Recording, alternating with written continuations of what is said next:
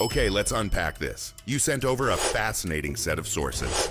All buzzing with trade tensions. We're talking U.S., Canada, Mexico, China. It's quite the web. It really is. We've got analyses on Canada's response to tariffs, the U.S.-Mexico tomato and meat dispute, political reactions, protests, and the impact of the U.S.-China situation, especially in Michigan.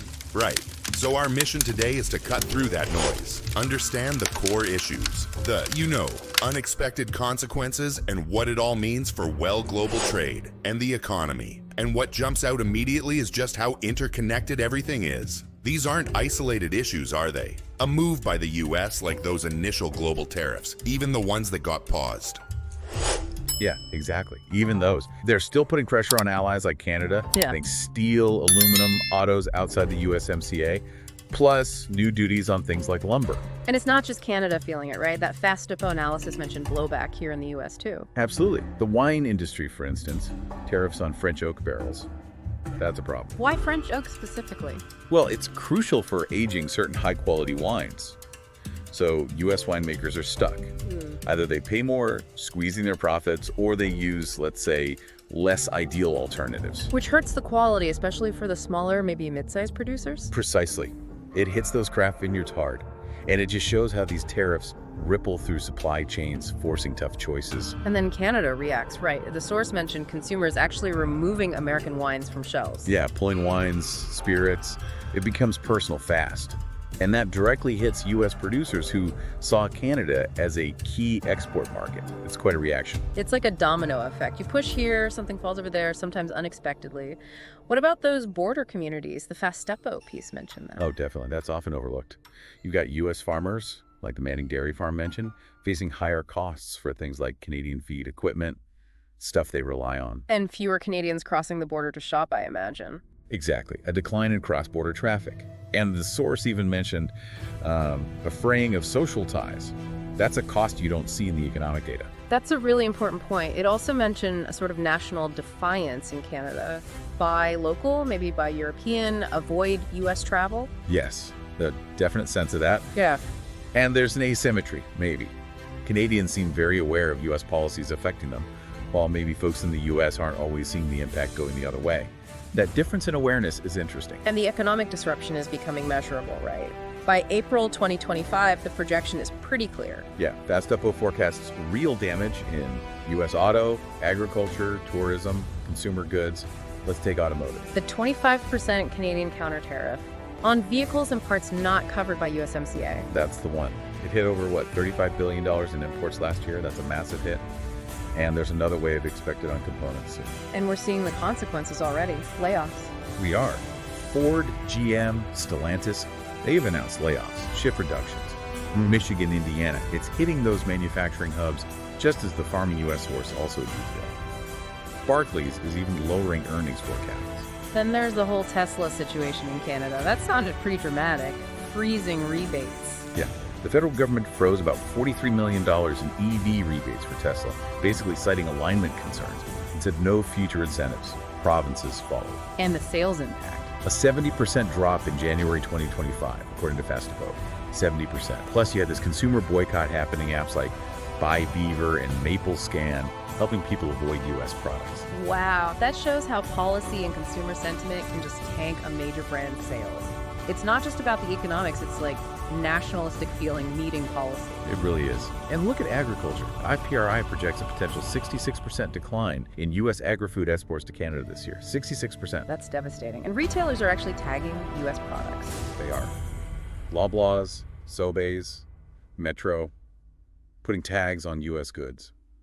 And surveys show most Canadians, like 76%, are actively choosing domestic brands now, even if U.S. brands like Tropicana are cheaper sometimes. So even small U.S. exporters are feeling this, like that spice company, Burlap and Barrel. Cancellations, yeah. And Vermont maple syrup producers too, ironically. Even U.S. canola oil imports face higher costs because of issues sourcing from Canada. It's widespread. And tourism, that's taking a hit too, isn't it? Fewer Canadians driving or flying down. Big time. Road trips projected down 32% for 2025. Air travel down 13.5%. Yeah. Think about Florida hotel occupancy down 30%. That's significant. And even universities are advising against non-essential travel. The Canadian Association of University Teachers, Yeah. It suggests a broader shift, maybe a cooling of relations beyond just trade figures. And the big U.S. brands people know, Coca-Cola, Oreos, Jack Daniels, they're seeing sales drops in Canada. Double-digit drops, according to Feast Depot. Brown-Forman, which makes Jack Daniels, reported lower revenue specifically because it was removed from Canadian shelves. And that KPMG survey, 8 out of 10 Canadians actively avoiding U.S. goods. That really drives the point home. It's a major consumer shift. But Canada isn't just, taking it, they're diversifying. Right. Looking elsewhere. Actively. It's a clear strategy. Festebo mentioned their goal. 50% of exports to non-U.S. markets by 2025. 50%. Is that realistic? Well, look at their EU ties through CETA. Trade's up 65% since 2017. That's huge. They're making real progress. So this isn't just talk, they're building alternatives. What does that mean for the U.S. long term? It could mean less leverage for the U.S., frankly. If Canada, a key partner, successfully diversifies, it changes the whole North American dynamic. They're pursuing deals with Indonesia, Ecuador, engaging across the Indo-Pacific, Australia, Singapore. ASEAN too. Absolutely. Trade's already over $21 billion. With ASEAN nations like Vietnam, Malaysia, Singapore, they have a big business forum plan, and they're negotiating a free trade agreement, hoping to finish by late 2025. What about Japan? Any movement there? Definitely energy cooperation. That big LNG Canada project, Shell, Petronas, Mitsubishi, others involved. PetroChina, too, interestingly, is set to start exports mid-2025. Alberta is specifically pushing LNG ties with Japan. And the CPTPP Trade Pact helps their general trade. And South Korea. They have a solid free trade agreement already, almost everything duty-free. So they're focusing on collaboration R&D, advanced manufacturing, clean tech. They're even promoting Canadian life sciences there. South America, Africa. Finalized a deal with Ecuador, talking again with Mercosur, Brazil, Argentina, that bloc. And they launched an Africa strategy focused on trade, investment, climate action, strengthening ties with Nigeria, investing in Mozambique. It's a global effort. And China. Even with all the tensions elsewhere, Canada is increasing energy exports there. Yeah, quite significantly. Oil, LNG. Canada's share of China's crude imports jumped from maybe 2% to nearly 12% by early 2025. And Chinese companies are investing in Canada's oil sector. They are, like Range and Prochemical. And PetroChina has that stake in LNG Canada we mentioned. It seems China is redirecting some trade away from the U.S., buying less U.S. LNG, for example. Even indigenous groups in Canada are looking at energy deals with China. The sources suggest they're exploring partnerships. Yeah, adds another layer. Really shows this global realignment happening, driven partly by these U.S. trade disputes. Okay, let's pivot south. The U.S.-Mexico situation. Tomatoes and meat. What's the core issue there, according to PPR Mundial? Well, the U.S. imposed tariffs up to 21% on Mexican tomatoes around mid-April 2025. The claim is unfair pricing, protecting U.S. growers, particularly in Florida. And Mexico's response? They threatened retaliatory tariffs, up to 25% on U.S. red meat imports. A pretty direct hit at a major U.S. export. Given how many tomatoes we get from Mexico, like 40, 50%, this has to raise prices here, right? Almost certainly. The estimate is maybe a 10-15% price hike for American consumers. Potatoes are a big deal for Mexico's agriculture strategically. And Claudia Sheinbaum, Mexico's leader, her role is key here. Seems so. Her initial reaction and that phone call with the U.S. apparently calmed markets for a bit. The peso even went up. It suggests she has some clout in this. But if Mexico does retaliate on meat, what happens to the U.S. meat market? Big risk of oversupply, potentially price collapse here in the U.S. It's a serious threat. And could the U.S. hit back again?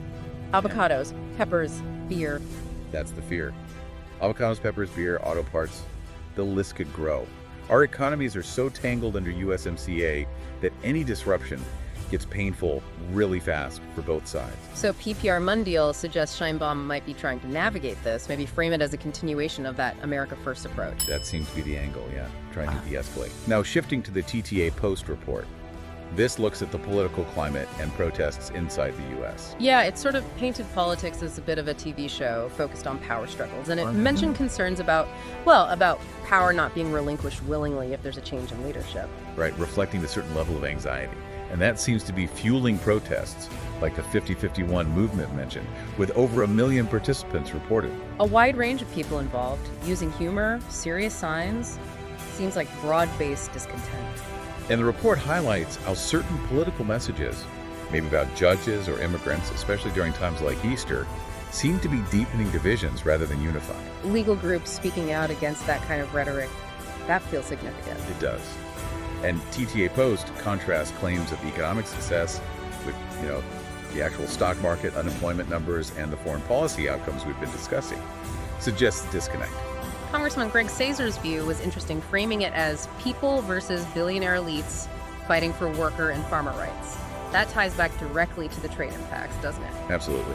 And that big tax the rich rally in Salt Lake City with Sanders and AOC points to dissatisfaction with policies seen as favoring the wealthy over social programs like Medicaid or veterans benefits. The report cited a specific example, a disabled veteran losing their job after cuts.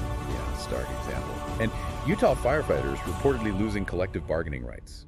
It points to broader potential impacts on workers. And politicians criticizing the media or dissenters. That often happens when policies face scrutiny, right? It's a pattern, yeah. Okay.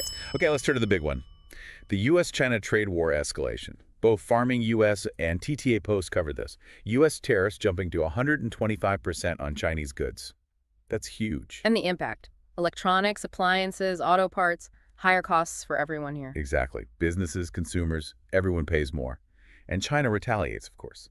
84% tariffs on U.S. soybeans, beef, cars, electronics, targeting key U.S. sectors. Then there's the financial nuclear bomb threat, China selling off U.S. Treasury bonds. How much are we talking? Somewhere between $900 billion and $1.1 trillion. Both reports flag this.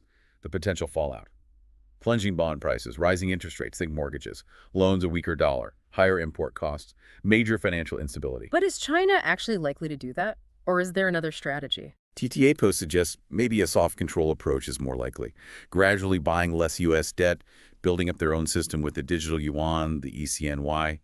They're reporting significant transaction volume there already. It looks like a long game. Meanwhile, the Farming U.S. report shows immediate pain in places like Michigan.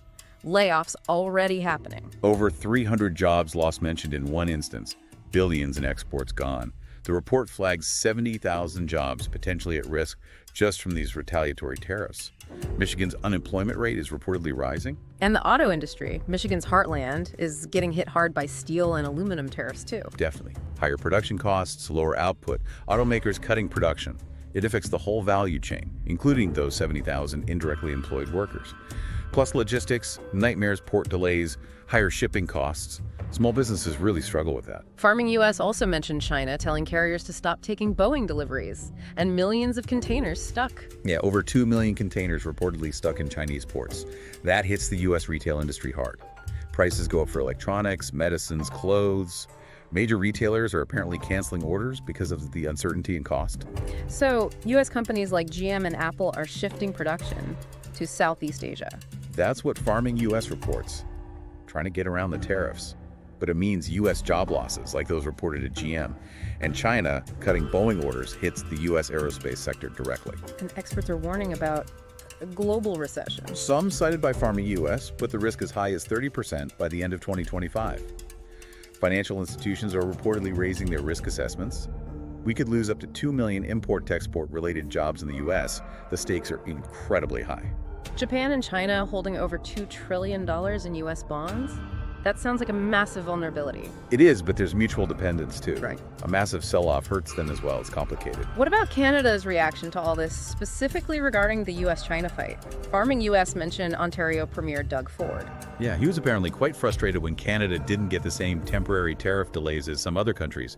He made the point, again, that tariffs on Canada are just taxes on Americans. And tourism between the U.S. and Canada is plummeting. Flight bookings down 70%. That's a staggering figure reported by Farming U.S. Really shows the breakdown in movement and economic activity. And Ford, the company, not the premier. They're shifting production overseas because of costs. Steel, aluminum, lithium tariffs. Farming U.S. suggests so. Investing heavily in Project T3, their EV reinvention, seems partly driven by a need to adapt to these higher costs and perhaps reduce reliance on North American supply chains subject to tariffs. The CEO warned about job losses. It looks like adaptation for survival. How did the EU and China react initially, according to Farming U.S.? The EU was hesitant about tariffs, offered zero-for-zero talks. China, though, refused to back down, escalated tariffs, restricted rare earths, targeted U.S. companies in China, and Canada threatened to send its oil elsewhere, like Europe or India. And U.S. car plants owned by European companies, BMW, Audi, they're not getting tariff breaks. So the American workers there feel the pain. That's what the report says. American workers bear the brunt. The tech sector is hit too. And U.S. farmers are protesting these tariffs. It's causing widespread discontent here. So if the U.S. raises tariffs even more, say 50% on China, what might China do next? Farming U.S. lists possibilities. Hike their own tariffs higher, really tighten control on rare earths, use non-tariff barriers like customs delays, devalue the yuan, push harder into new markets, political or diplomatic moves. Lots of options. And they already made a big move on LNG, right? Stopped buying U.S. LNG. Completely stopped, apparently. Okay. That's about $2.4 billion a year gone. They switched to Australia primarily. China's even exporting some LNG to Europe now. It's a clear move to diversify away from U.S. energy. Which puts the U.S. LNG industry at risk. Considerable risk. It just reinforces that strategic shift we're seeing from multiple countries diversifying away from the U.S. due to these trade policies. So wrapping this up, what does this all mean for you listening in?